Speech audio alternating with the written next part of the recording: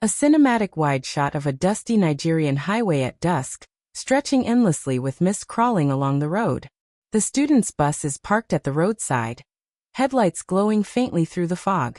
Shadows lean from the trees as though alive, creating an eerie atmosphere. There is a reason the elders warn. Never travel in December without prayer. It is not just superstition, not just fear planted by old voices. It is truth, whispered from close-up of the carved wooden mask half buried in the dirt beside the highway. Its twisted smile and hollow eyes glow faintly in the dim light, as though holding a dark secret. Students in the background look unsettled. For on that road, not every light is a blessing, and not every shadow is empty.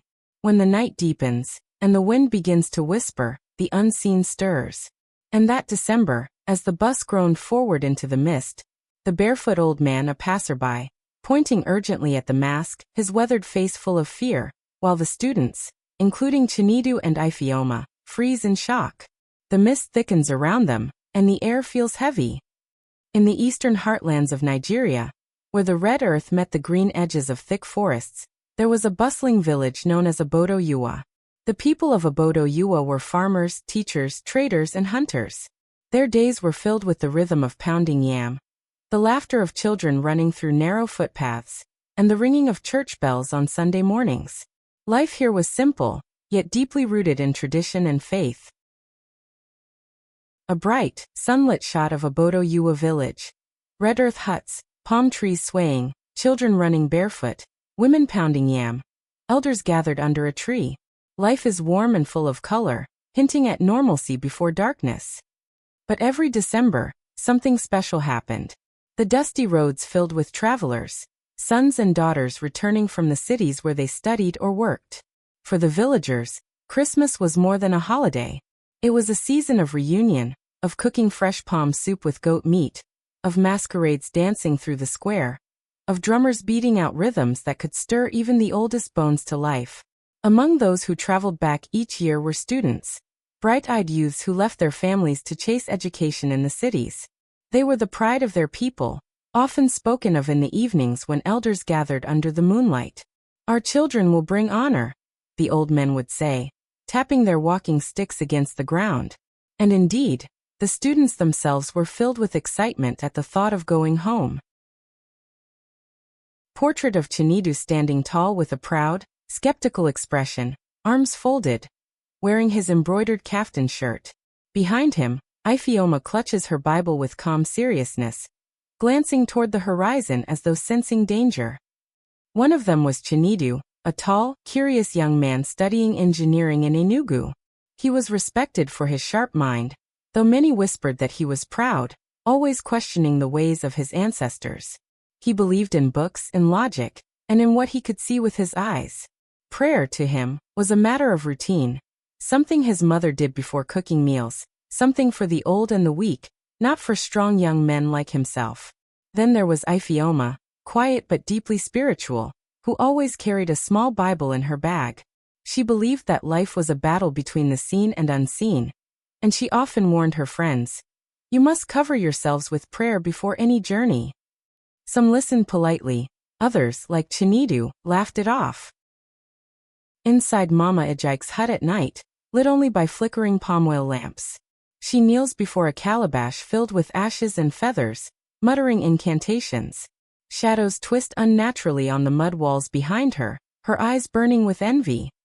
The December sun burned bright as the group of students prepared to travel back together from the city. They pooled their money for transport, bought snacks for the long ride, and joked about the masquerades they would watch once they arrived. They were full of life, of laughter, and of the restless energy of youth. Yet behind their excitement, the elders of the land carried a silent weight. It was said that the last month of the year was not only a season of joy, but also a season of danger. For in December, the roads were busiest, the spirits most restless, and envy most alive in the hearts of men. "Pray before you travel," the elders warned. "Not every hand that waves at you wishes you well. Not every smile is born of joy. December roads are long, but spiritual roads are longer still." But young ears are quick to dismiss old wisdom. The students, eager for home, pushed such words aside. After all, what could go wrong? They were only traveling a few hours by road. They had done it before. That evening, as they gathered their belongings in the hostel yard, a strange stillness swept through the compound. The air felt heavier, as though carrying a message.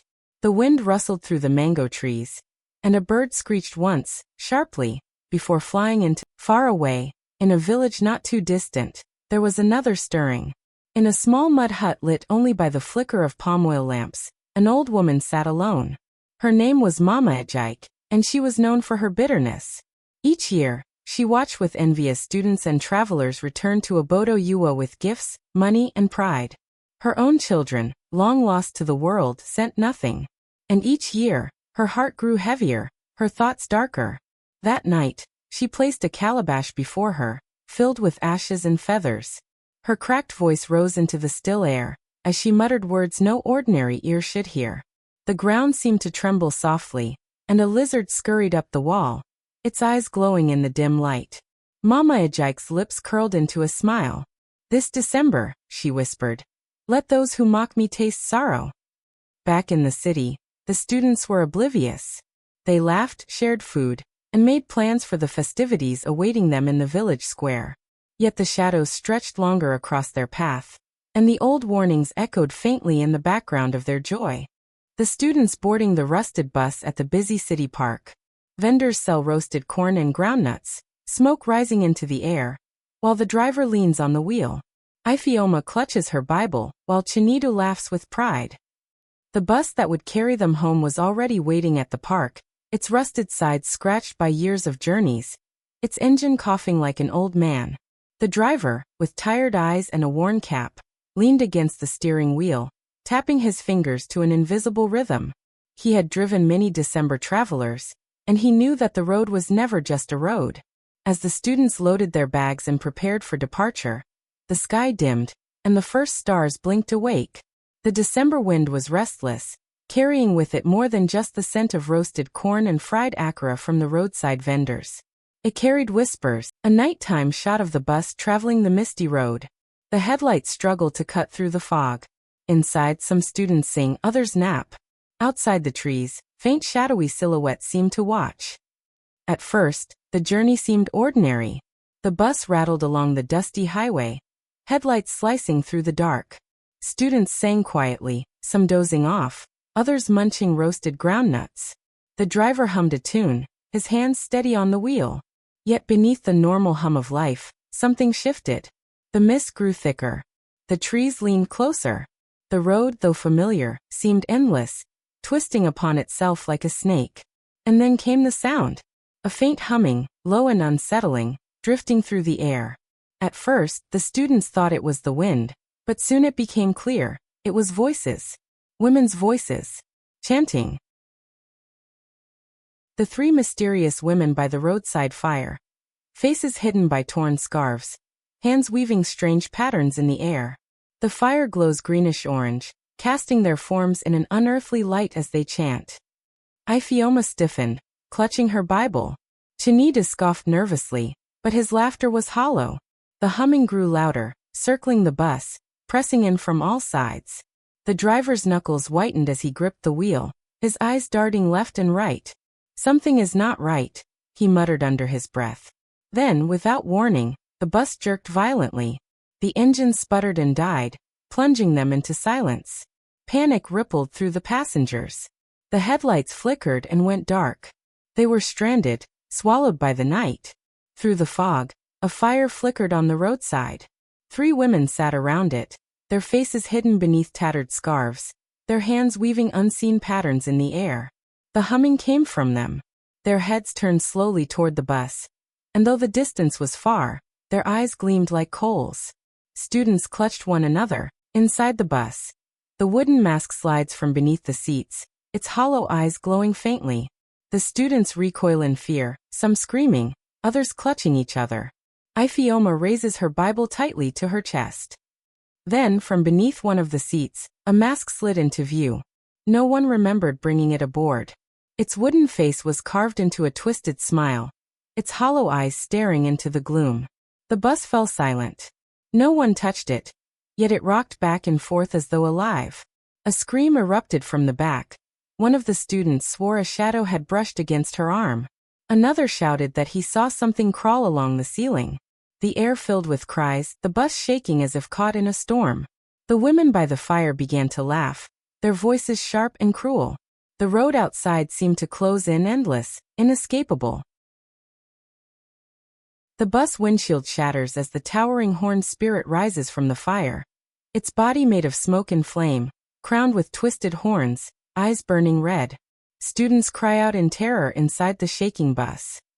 And then the windshield cracked. A long, jagged line spread across the glass. With a deafening shatter, it exploded inward. From the fire, something rose. A towering figure of smoke and flame, crowned with horns, its voice rumbling like thunder. You were warned not to travel.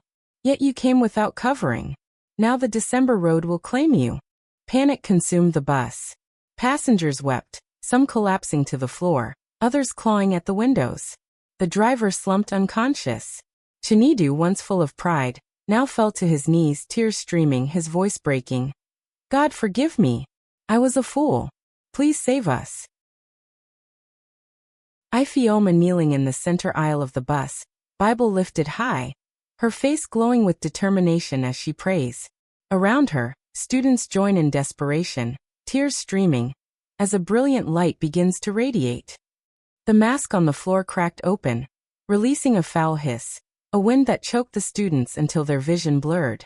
Shadows crawled into the bus, wrapping cold fingers around necks and wrists. But in the midst of the terror, Ifeoma rose. Her voice, trembling yet strong, cut through the chaos. We must pray now, or we are lost. She dropped to her knees, lifting her Bible high. Her prayer rang out, fierce, desperate. Lord, cover us with your blood. Deliver us from every snare. One by one, voices joined hers. First a few, then many. The bus filled with cries, with pleas, with desperate prayers. And as the words rose, a light began to glow. Dim at first, then brighter, bursting from within the bus itself. The horned creature screaming in rage as it dissolves into sparks, the three chanting women crumbling into ash. While the bus glows with protective light, shadows writhe and flee into the forest. The shadows shrieked, writhing as though burned. The three women screamed, their bodies crumbling into ash. The horned creature bellowed in rage, slamming against the bus, sparks flying, but the prayers grew louder, stronger. The light swelled, blinding, consuming the darkness.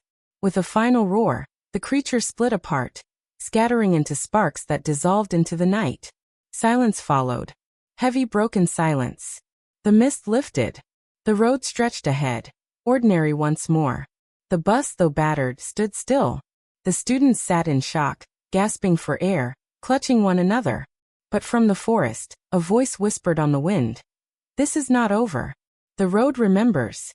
The students stepping out of the battered bus at dawn in Obodo Yuwa village, faces pale but grateful, kneeling to kiss the red earth.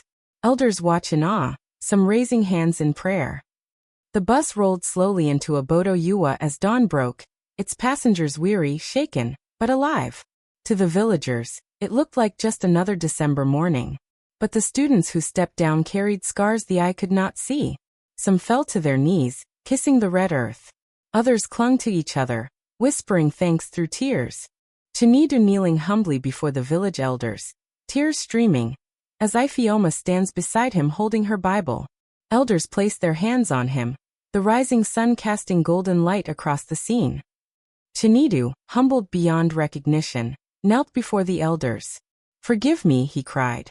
I mocked your wisdom, but I have seen what lies beyond the eyes. Only prayer shields us. The elders did not scold him. They only nodded gravely, for they knew the December road always demanded its due. Word of the ordeal spread like wildfire. Mothers warned their children. Fathers reminded their households. The church bell rang louder that Sunday than it had all year. And though the village celebrated Christmas, their laughter was quieter, their joy cautious, for they knew the shadows had come close. The students carried the weight long after. Ifeoma became a voice of strength, her faith unshaken. Chinedu became humble, often praying before each step, each meal, each journey. Yet some nights, when the wind howled, They still heard faint whispers outside their windows. A reminder that not all battles end when dawn breaks. The elders poured libations beneath the irako tree, calling for protection, for mercy, for strength.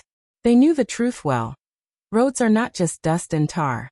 They are spirits, restless and watching. To travel without prayer is to walk naked into fire. To return home is not luck, it is grace. And so, the story lived on. Told at firesides, whispered to children, retold each December when the roads filled once more. It was not just a tale of fear, it was a warning. Pride blinds, but prayer protects. The unseen does not pity carelessness. And only those who cover themselves are truly safe on the journey. Final wide cinematic shot. The empty December road stretching into mist once again. In the distance, faint silhouettes of 3 women by a fire flicker like an afterimage. The caption: "The road remembers." Some say that bus still runs today, its paint fresh, its windshield replaced. Yet on quiet nights, if you listen closely, you might hear it. The faint hum of 3 women by a fire, and the voice of the road whispering, "This is not over. The road remembers." So when next you step onto a December road, I ask you this: will you walk covered in prayer, or will you trust only your strength, and risk what waits beyond the eyes?